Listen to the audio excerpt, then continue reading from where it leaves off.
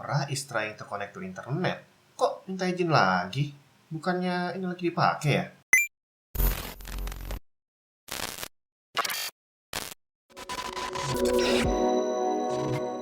Halo semua, Jun di mana? Salah satu fitur keamanan yang ada di Windows yang menurut saya bagus banget adalah soal fitur permission tadi kalau ada program yang berusaha connect ke internet. Contoh gampang, kalau kamu install game, misalkan GTA 5 ya. Nah, pertama kali kamu jalanin setelah kamu install, itu dia akan berusaha untuk connect ke servernya dulu, pakai connect ke internet pastinya, dan akan muncul pop-up, teng, GTA 5 berusaha connect ke internet, izinkan atau tidak. Nah, nanti kita sebagai admin ya kamu tahu kamu jalanin GTA 5 ya udah kamu izinin aja karena emang mau pakai gitu kan. Nah, ini adalah fitur yang banyak dari kita nggak sadar bahwa ini adalah fitur yang sangat-sangat krusial. Rata-rata orang akan sembarangan klik allow. Jadi begitu muncul tank berusaha connect internet langsung diizinin aja karena kita merasa bahwa ya emang kita butuh untuk pakai. Dan jarang dari kita yang akan baca bener-bener apa sih yang muncul tadi? Siapa sih yang berusaha untuk connect ke internet? Terus apa hubungannya dengan VPN? Saya ceritain dulu pengalaman saya pakai VPN gratisan. Pasti banyak yang pakai VPN gratisan karena ya nggak semua orang merasa butuh privasi lebih, nggak semua orang merasa butuh keamanan lebih sampai harus bayar VPN gitu kan. Nah, tapi di sini akhirnya boleh dibilang kepercayaan saya terhadap VPN gratisan udah mulai goyang. Jadi VPN gratisan ini ada beberapa jenis, ada yang dia dalam bentuk program yang bisa kamu install langsung ke Windows, ada juga yang berupa add-on di browser. Nah, add-on ini adalah yang paling banyak dipakai sama orang karena size-nya kecil, nggak perlu install, tinggal klik aja di browser dan ya gampang banget lah pokoknya pakainya ya. Nah, di video yang satu ini saya udah pernah bahas tentang apa itu VPN dan bagaimana VPN gratisan itu beresiko. Jadi ada macam-macam sistemnya. Tidak semua bermaksud jahat, tapi memang ada yang sengaja berbuat jahat. Jadi ada yang ceritanya mencuri data pribadi kita diam-diam. Terus ada juga yang bisa menggunakan resource PC kita yang lagi nganggur. Jadi kamu lagi nggak ngapa-ngapain, tiba-tiba GPU-nya kok kerja 100%. Apaan nih? Nah, itu salah satunya. Kemudian ada juga yang diam-diam menggunakan bandwidth kita yang lagi nggak dipakai. Dan ini berbahaya kalau kamu masih pakai internet yang ada FUP-nya atau mungkin pakai kuota, karena tanpa kamu sadari kuotanya bisa habis. Sebenarnya aturan sekarang udah sangat ketat untuk para software-software yang berusaha melakukan sesuatu di belakang layar kayak gitu ya. Tapi kita juga harus rajin untuk baca. Aturan pakainya seperti apa? Software gratisan yang kamu download, kalau kamu install, aturannya seperti apa? Apa yang akan dia lakukan? Biasanya kagak ada yang baca, asal klik OK. Karena ya siapa yang mau baca, kita pakai program gratisan gitu. Ngapain susah-susah baca, orang gratis kan? Tapi ternyata hal ini sangat keliru. Karena nggak sedikit yang ternyata memang benar-benar melakukan sesuatu di background. Dan bagaimana cara kamu tahu bahwa suatu program itu jalan di background atau enggak? Nah, ini mungkin tidak semua orang pernah nemuin. Dan semisal pun kamu nemuin, mungkin kamu nggak sadar juga. Tadi yang di awal saya ceritain, bahwa saya lagi browsing dengan Opera lah katakanlah. Opera itu udah punya built-in VPN. Nah, kalau kamu klik VPN-nya, itu entah di tempat kamu muncul atau enggak, tapi di tempat saya sering banget muncul. Saya lagi browsing, tiba-tiba langsung muncul peringatan bahwa Opera meminta untuk connect ke internet. Ngapain dia minta izin? Sedangkan dia sedang saya pakai untuk connect ke internet. Dan setelah saya perhatikan, dia hanya muncul setiap kali saya mengaktifkan VPN. Dan setiap kali itu juga saya akan selalu tolak. Karena saya merasa Opera udah saya pakai. Ngapain kamu minta izin lagi? Berarti ada program ketiga yang saya nggak tahu di belakang Opera yang berusaha connect ke internet. Yang berarti saya nggak butuh ada dia. Karena sekarang pun saya udah bisa pakai Opera untuk browsing dengan normal.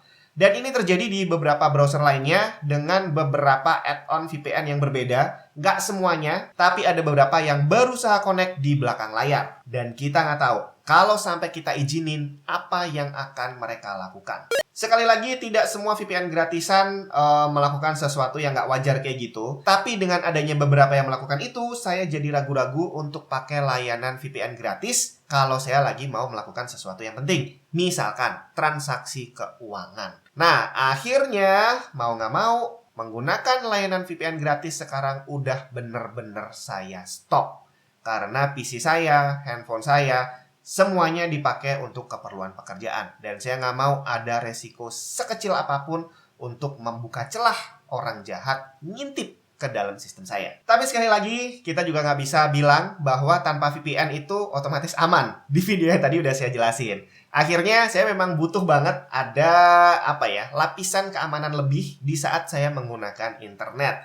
Jadi mau nggak mau, akhirnya saya pakai layanan VPN berbayar.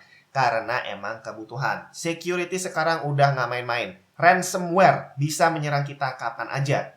Nah, di sini saya akan coba bahas kelebihan apa yang kamu dapat dengan kamu pakai VPN yang berbayar. Karena kalau yang gratis, ya kamu bisa dapat layanan VPN-nya. Kamu bisa membypass geo restriction gitu kan. Mau buka website yang aduhai gitu bisa. Nah, dengan layanan VPN berbayar, ya semuanya bisa. Yang kamu lakukan di gratisan bisa. Tapi kamu bakal dapat banyak hal yang nggak bisa kamu dapat dengan yang gratisan. Saya udah nyobain beberapa layanan VPN berbayar. Nggak semuanya memuaskan gitu ya. Ada yang ya banyak isu di sana-sini. Dan terakhir ini saya nyobain yang namanya Ivachi VPN. Yang bikin saya tertarik adalah ada satu paket yang menawarkan bukan cuma layanan VPN-nya, tapi cloud storage 2 TB gratis. Secara kalau kamu butuh cloud storage, kamu mau sewa G Drive yang 2 TB, itu hampir 1,5 juta setahun, bre. Nah, di sini saya langganan VPN berbayar 2 tahun, harganya nggak semahal sewa G Drive, udah dapat 2 TB cloud storage encrypted. Nah, tapi kalau VPN, ya bukan itunya yang jadi poin, tapi adalah fitur keamanannya. Seperti apa? Apa aja yang bisa kamu dapat? Apakah cuma sekedar aman doang? Ini dia yang pastinya bakal lebih mantep dibandingin gratisan.